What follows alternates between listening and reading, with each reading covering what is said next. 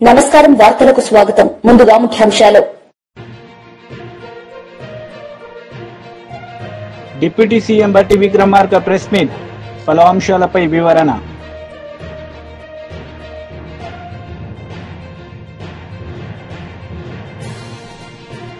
AP home minister Vangalapudi Anitha press meet పలు అంశాలపై వివరణ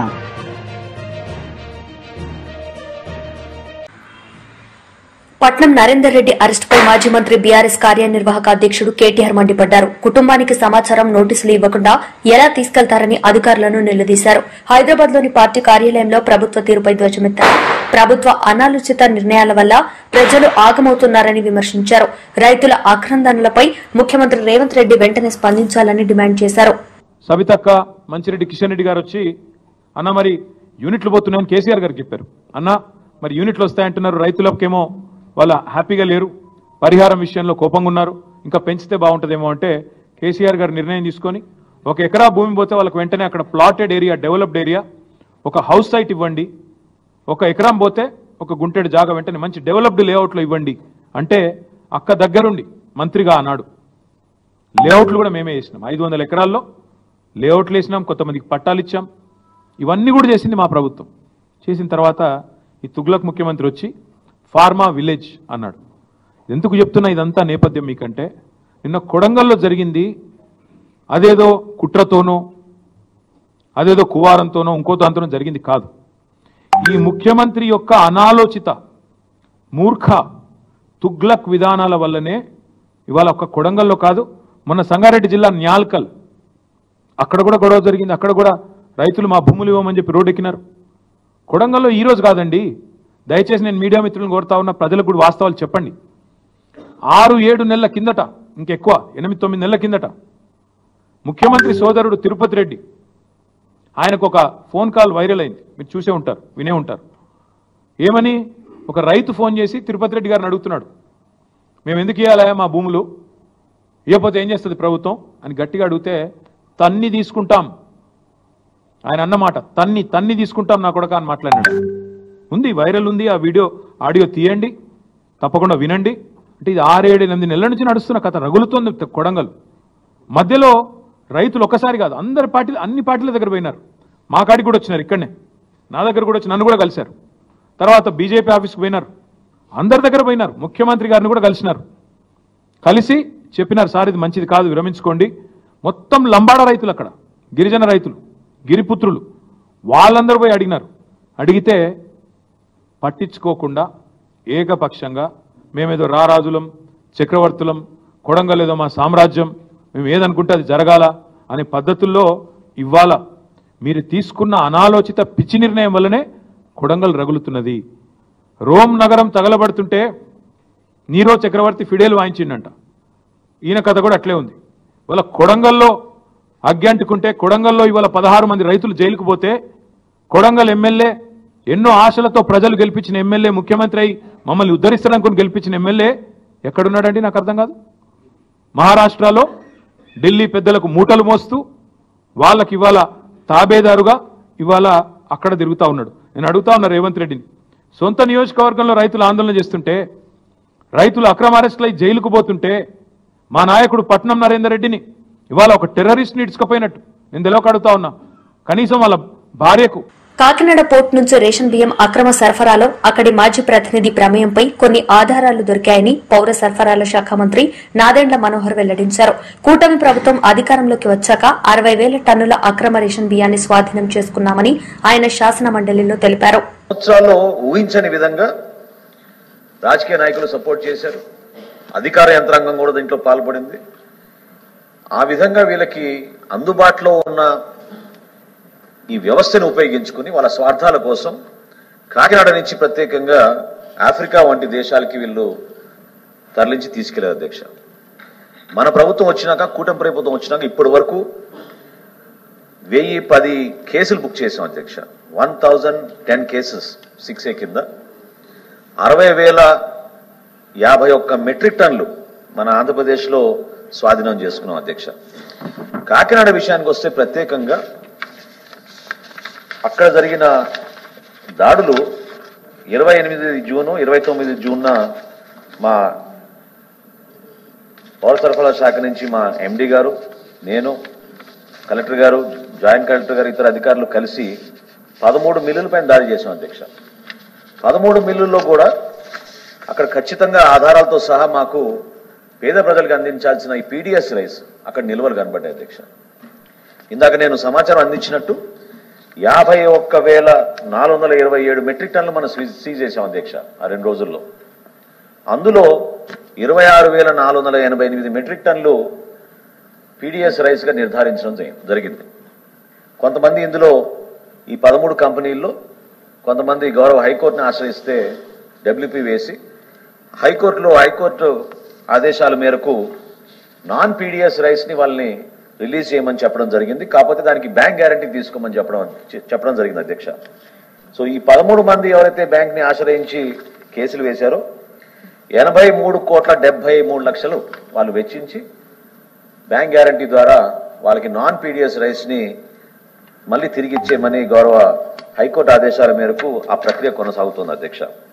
అంతటితో ఆగలేదు అధ్యక్ష. గౌరవ సభ్యులు ఎంతో ఆవేదనతో చెప్పారు. ఆందోళన చెందాల్సిన అవసరం లేదు. అనురాధగా చెప్పినట్టు ముందుగా వీళ్ళపైన క్రిమినల్ కేసెస్ కూడా నమోదు చేశాం అధ్యక్ష. 6A చట్టమే కాకుండా క్రిమినల్ కేసెస్ నమోదు చేసి ఎసెన్షియల్ కమోడిటీస్ యాక్ట్ సెక్షన్ 7(1) కింద కేసులు నమోదు చేశాం.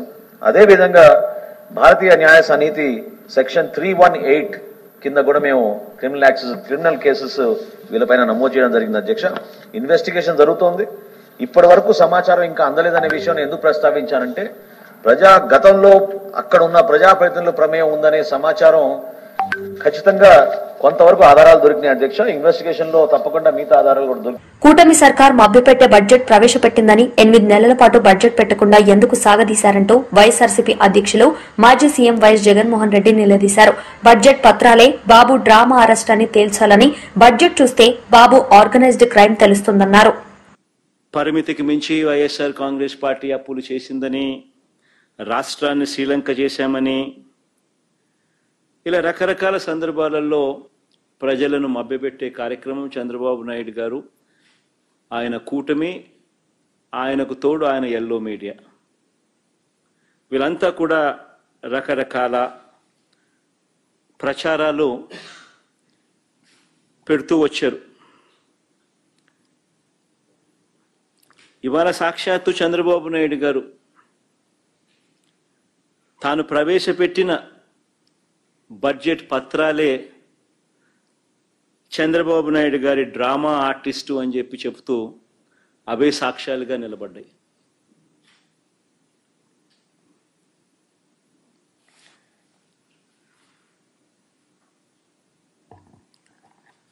చంద్రబాబు నాయుడు గారు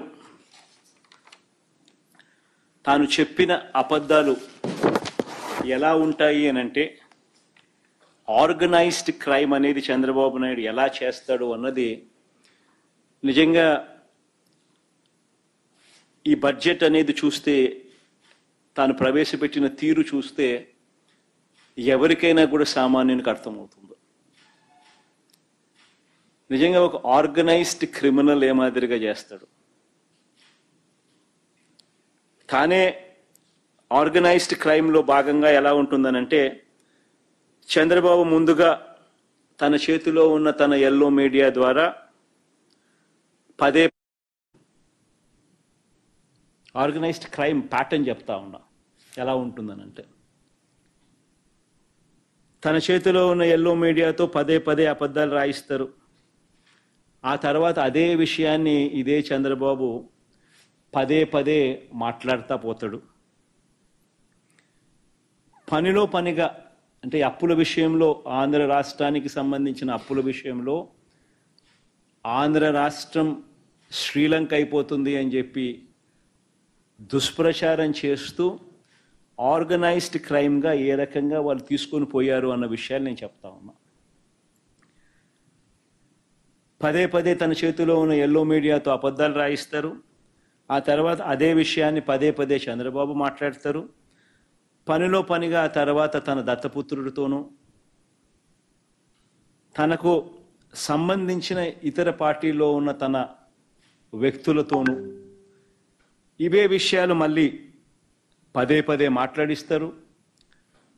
ట్వీట్లు పెడతారు, చివరకు దాన్ని ఒక అంతర్జాతీయ అంశంగా కూడా మారుస్తారు. ఇదంతా ఆర్గనైజ్డ్ క్రైమ్లో భాగంగా వీళ్ళంతా కూడా చేస్తారు. ఎందుకు ఈ విషయాలన్నీ కూడా చెప్తా ఉన్నాను అని అంటే, ఈ ఆర్గనైజ్డ్ క్రైమ్ అన్నది ఏ విధంగా జరిగింది అని చెప్పి మీ అందరికీ కూడా ఎక్స్ప్లెయిన్ చేయబోతా ఉన్నాను. AP home minister Vangalapudi Anitha media సమావేశం నిర్వహించారు. ఈ సందర్భంగా పలు అంశాలపై ఆమె మాట్లాడారు. ఈ మధ్య కాలంలో ఏదైనా మాట్లాడితే ఇవన్నీ చేసిన వాళ్ళు వీళ్ళు, అంటే సమేక్స్ వీళ్ళందరూ ఆడెవడు ఈ మధ్య మళ్ళా ఇంటూరి రవికిరణ్ వాడు పెట్టిన పోస్టులు చూస్తే నిజంగా సభ్య సమాజంలో ఇలాంటి ఇడియట్స్ ఉండడానికి అవసరమా అనిపించేటట్టుగా ఉంటాయి. అటువంటి వాడు ఆ బోరుగడ్డ అనిల్, ఎలాంటి వాళ్ళకి వీళ్ళు సపోర్ట్ చేస్తున్నారో ఒక్కసారి ఆలోచించండి.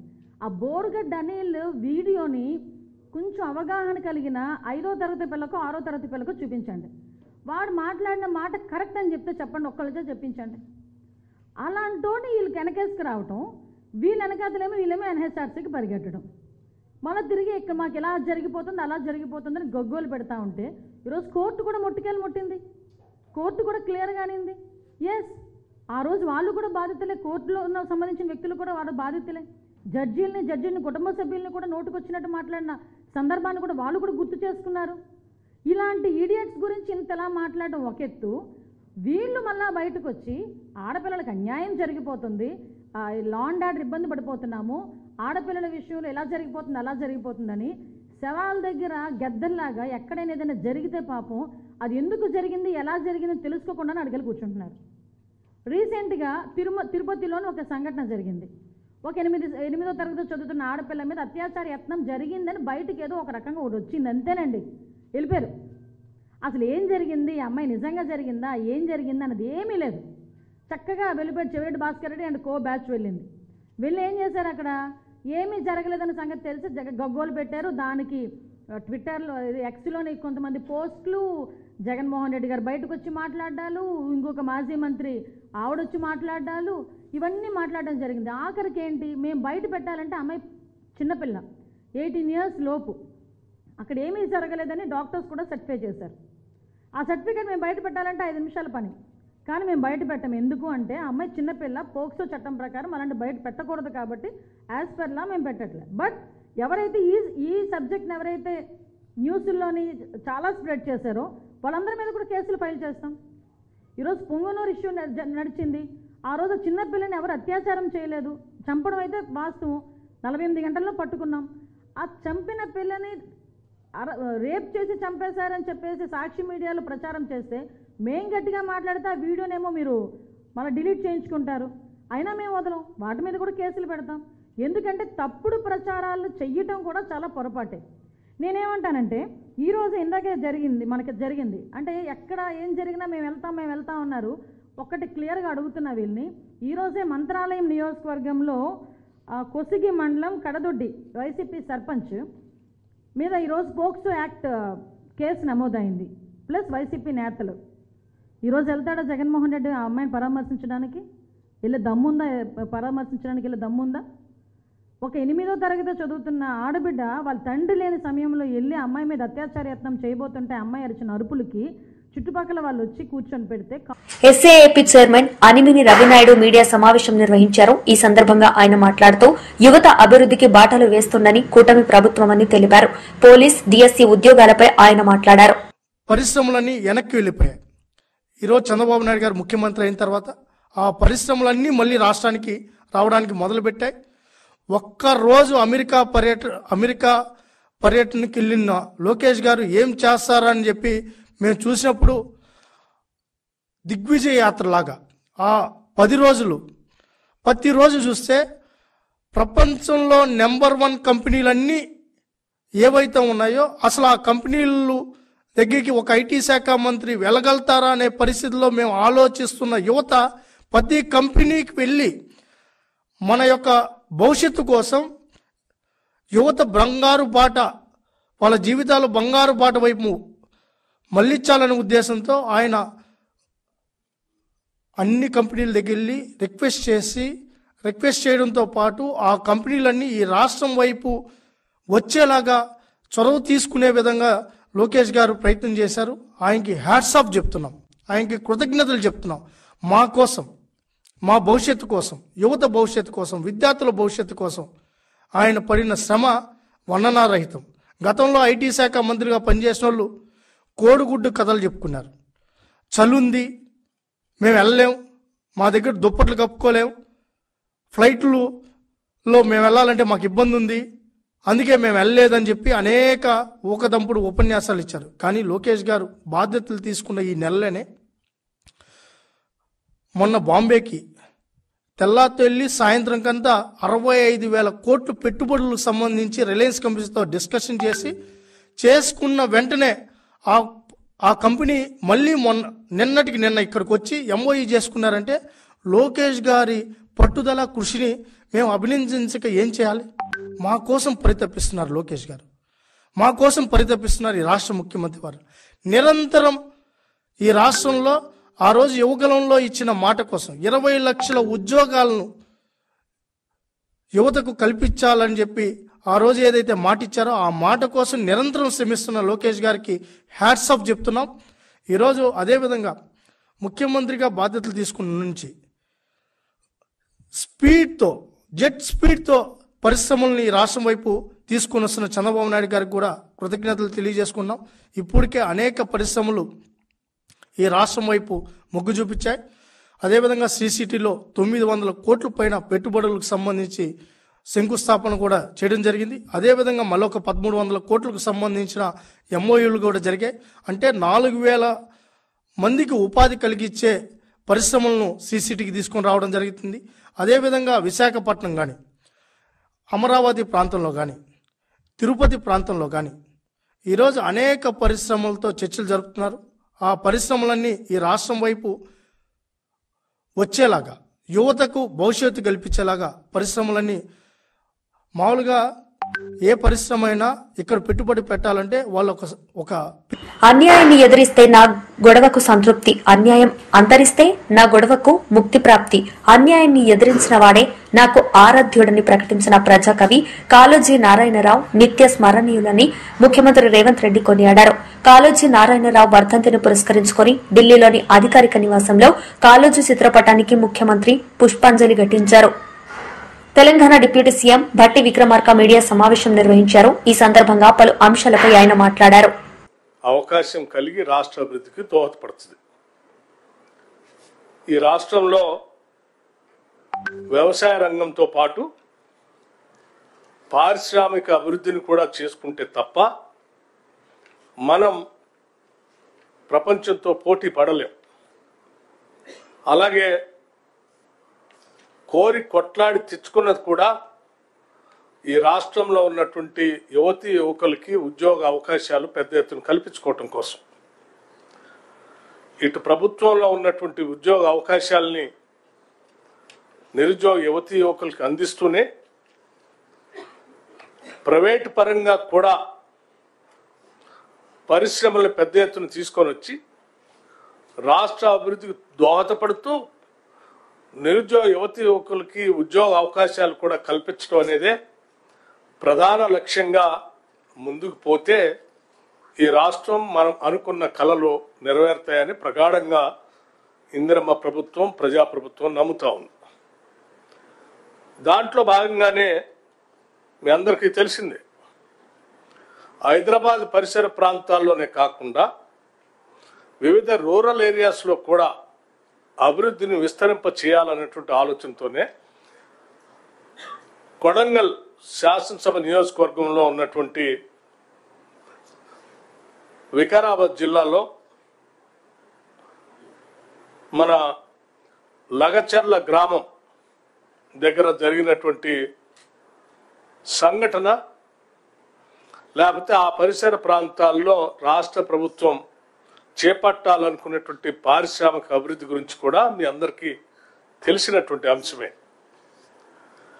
ఈ ప్రభుత్వం ఏర్పడిన దగ్గర నుంచి రాష్ట్ర ముఖ్యమంత్రిగా ఉన్నటువంటి రేవంత్ రెడ్డి గారు బాగా వెనుకబడి ఉన్నటువంటి కొడంగల్ శాసనసభ నియోజకవర్గంలో కూడా పారిశ్రామిక అభివృద్ధి కోసం ఇండస్ట్రియల్ పార్క్స్ని ఏర్పాటు చేసి తద్వారా పరిసర ప్రాంతాల్లో కూడా ఉపాధి ఉద్యోగ అవకాశాలతో పాటు రాష్ట్ర అభివృద్ధి కోసం ఒక డీటెయిల్డ్ ప్రోగ్రాంతో ముందుకు పోతా ఉన్నారు.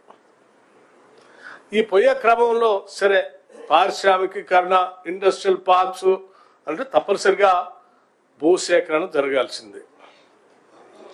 సరే భూసేకరణ జరిగిన క్రమంలో భూమి కోల్పోయేటువంటి రైతాంగ సోదరులకి ఉన్నటువంటి బాధ కూడా మనందరికి తెలిసిందే.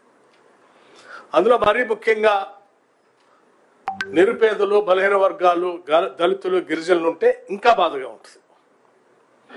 భూమే వాళ్ళకు ఉండదు, ఆ ఉన్నటువంటి భూమి కూడా కోల్పోతున్నప్పుడు తప్పనిసరిగా బాధ ఉంటుంది. ఆ బాధని సంపూర్ణంగా ఇందిరమ్మ ప్రభుత్వం అర్థం చేసుకుంటుంది. అయితే ఈ చేసే క్రమంలో భూమి కోల్పోతున్నటువంటి వారికి ఒక మంచి R&R ప్యాకేజ్ ఇచ్చి ఈ ప్రభుత్వం ద్వారా కావలసిన సహాయ చర్యలన్నీ తీసుకోవాలని చెప్పి రాష్ట్ర ప్రభుత్వం స్పష్టంగా ఆదేశాలు ఇవ్వటం కూడా జరిగింది.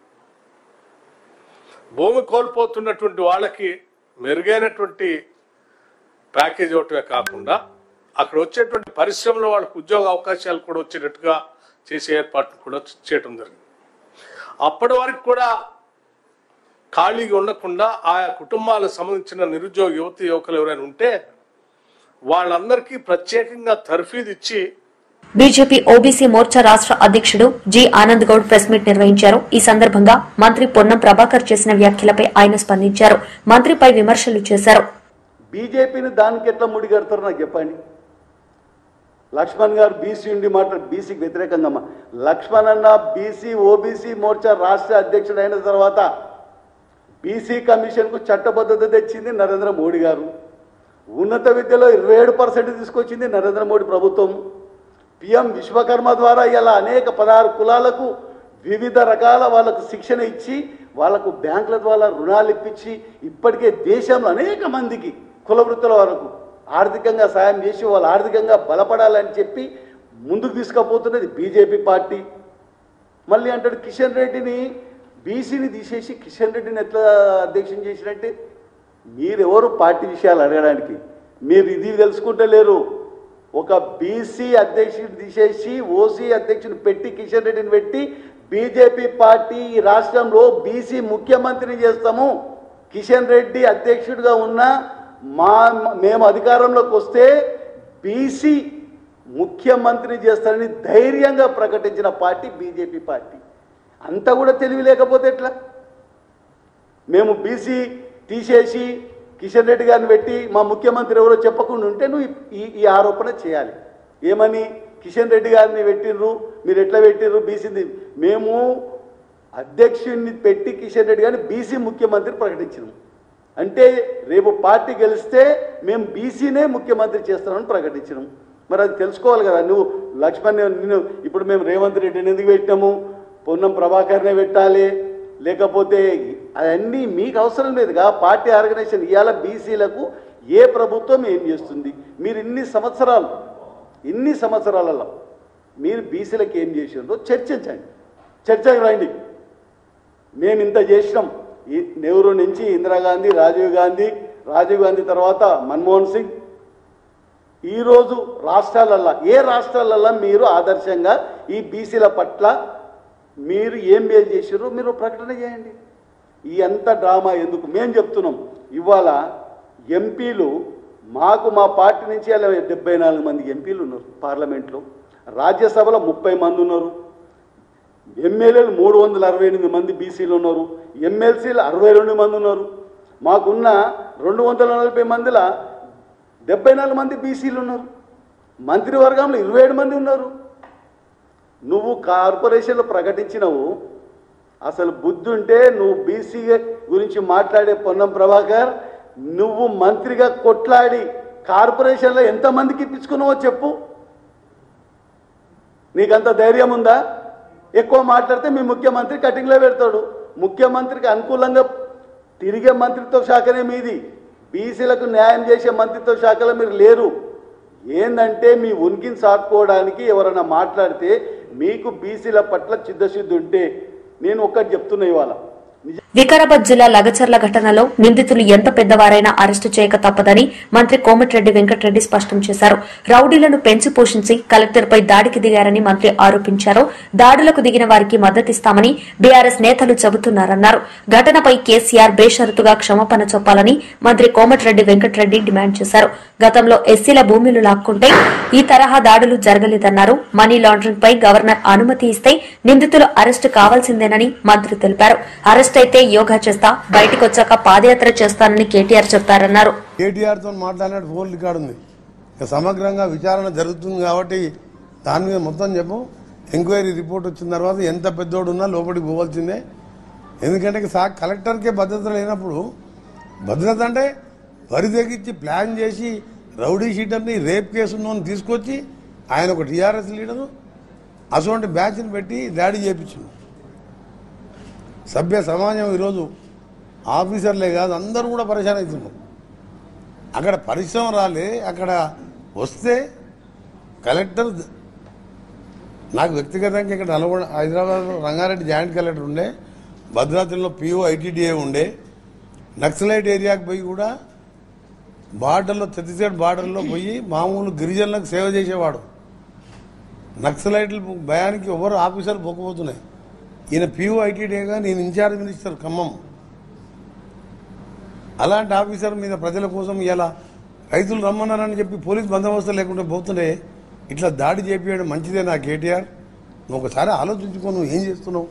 ఫ్రస్ట్రేషన్లో F1 రేస్లో RBI అనుమతి లేకుండా 54 కోట్లు నువ్వు లండన్కి చెల్లించి లండన్లో bogus event manager F1 bogus event manager చెల్లించి అందులో అరవింద్ కుమార్ గారు మా అప్పటి మున్సిపల్ మినిస్టర్ ఆదేశం మేరకే నేను పే చేసిన, నాదేం లేదని నేను అప్రూవర్గా మారిపోయి దాని రూపాయలని పౌండ్స్లో మార్చి RBI పర్మిషన్ లేకుండా, ఫారిన్ ఎక్స్చేంజ్ పర్మిషన్ లేకుండా అక్కడికి ట్రాన్స్ఫర్ చేసిండు. అది చాలా పెద్ద కేసు. అది గవర్నర్ 15 రోజుల కింద రాసిండు ఏసీబీ వాళ్ళు. రేపు మాప గవర్నర్ పర్మిషన్ ఇస్తే అందులో ఉన్న అరవింద్ కుమార్ కానీ దానికి ఇన్స్ట్రక్షన్ ఇచ్చిన వాళ్ళందరూ కేటీఆర్ అయినా ఎవరైనా అందరూ అరెస్ట్ కావాల్సిందే. అది కేటీఆరే చెప్పిండు. వార్తలు ముగించే ముందు ముఖ్యాంశాలు మరోసారి. డిప్యూటీ సీఎం బట్టి విక్రమార్క ప్రెస్ మీట్, పలు అంశాలపై వివరణ.